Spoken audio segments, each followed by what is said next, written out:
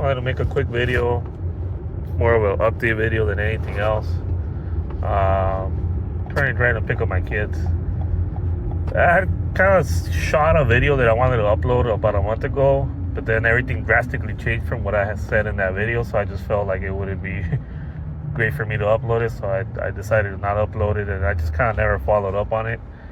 But I wanted to make a quick explanation of why I haven't been uploading videos as much or as frequently as I used to. And the reason being is I usually do content on the Sequoia, which was my only vehicle, but as of 1 month ago, I bought another vehicle already. And secondly, I had been offered the opportunity to buy a 2015 Tundra, 4-wheel drive. It had 50,000 miles. It's 2015, but it had great maintenance record. They hardly drove it. It was only a weekend vehicle. But unfortunately, that plan also fell through. I don't blame them. I don't have no hard feelings. It's just this person wanted to buy a new vehicle, but as a lot of us have noticed, is you go to a dealership now and your interest rate is not what you think it's gonna be. So I don't blame them. They didn't want $1,500-$1,600 payments on a new vehicle that they wanted to buy. So they decided to hold off until there's better deals or more special offers on interest rates. So I don't blame them. I mean, I understand this. So for now, that's not going to be the plan anymore. That's why I had also held off on the Sequoia. It's just I don't have the parking space for all these vehicles. So ultimately, what I had decided, if I do end up buying this truck, I'm going to end up selling the Sequoia. And the way they were painting it is like, we're going to go look at cars, which they did, and I don't blame them for not agreeing with the interest rate. It's fine, but for that reason, I had kind of paused doing repair videos on the Sequoia, or videos in general on the Sequoia, and decided to end up holding off on it just in case I ended up selling it. Why do the repairs when I'm about to sell it? I'd rather pass it on, just let them know what else is needed. And the car's running fine. It just needs maintenance. It has a leaking valve cover right now. The sunroof stopped working a month ago, so I was gonna disclose all that. But beyond that, the vehicle runs fine. I'm thinking the pinion bearing on the front diff, it's also started to go, because I started hearing like resonance vibration when I accelerate now. So I was gonna start looking into all that, but I was like, well, if I'm gonna sell it, why invest all this money into it? And then I still gotta buy a new vehicle. Well, not a new vehicle, but a new to me vehicle. And so I decided I'm just gonna hold off. I stopped kind of working on it. I just did regular maintenance, which is the oil change and stuff. But beyond that, I didn't want to do anything major to it, or anything that's gonna cost me $400 or $500, which I had just done a full set of brakes and rotors about 3 months ago. So I got drill and slided rotors, and man, it's not as drastic as a change as people say with upgrading to the 4Runner or the GX 460 brakes, but it still feels day and night from what I used to have. So that's good. But anyway, so getting off topic right there. I ended up holding off on doing anything else. I do have plans for updating the differentials and stuff like that. So I'm kind of waiting to diagnose all this stuff, get the valve cover fixed. And beyond that, I got the muffler fixed. I don't know if you guys saw that video too. It was a ticking sound that I had since I almost purchased the vehicle. And do you not fucking see, dumbass? Sorry. People right here think they could just fucking run the stop sign and be okay with that. Well, let me just go a little bit forward so I don't block traffic over here. I'm a very conscious driver, so I'm always cautious of people driving around me, and I don't really want to be blocking traffic if I don't have to. But that's not how everybody drives. But anyways, so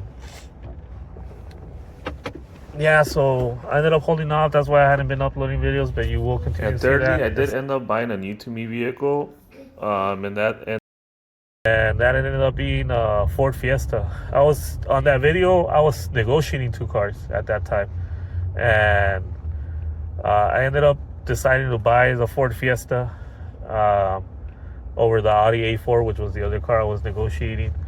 It just ended up working out that way.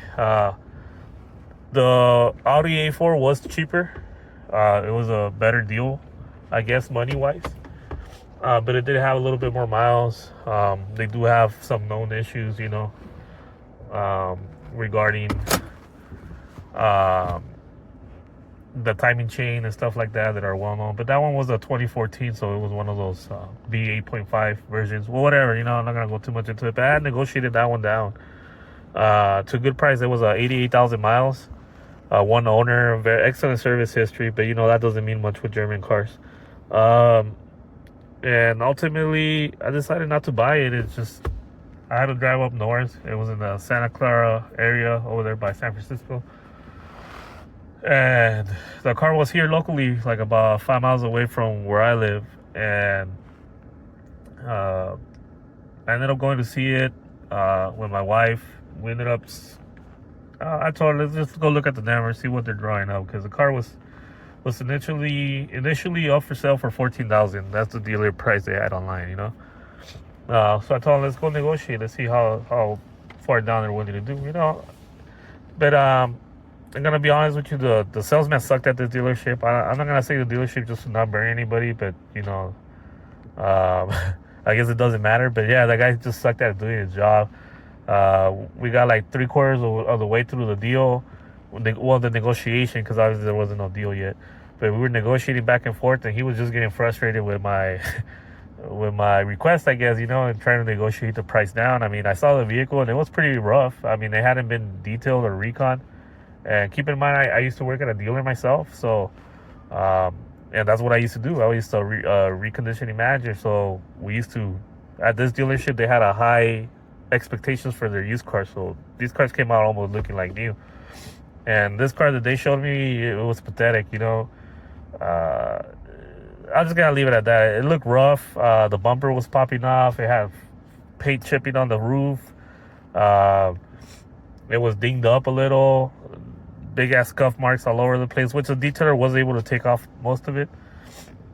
But it was in rough condition, man. And I already painted the roof. So, that was the basis of me going in there and negotiating. So, to not make the story too long, we went back and forth. The salesman ended up getting frustrated. The manager had to come and take over because he was hearing him kind of get frustrated. He came to a point where I told my wife, let's just go. If they're going to call us, I don't really care for the car. Like, if they sell it, they sell it. If not, I mean, I could find something else. It's not a big deal.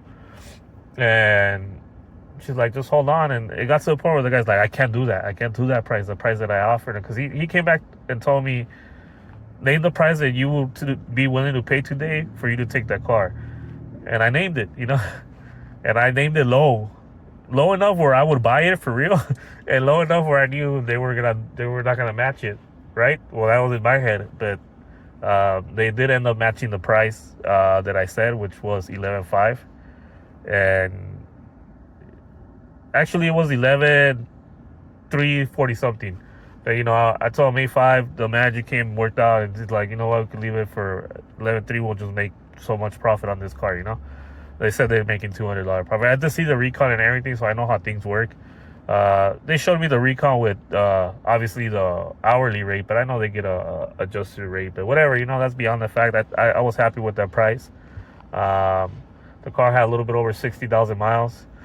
It's a 2017.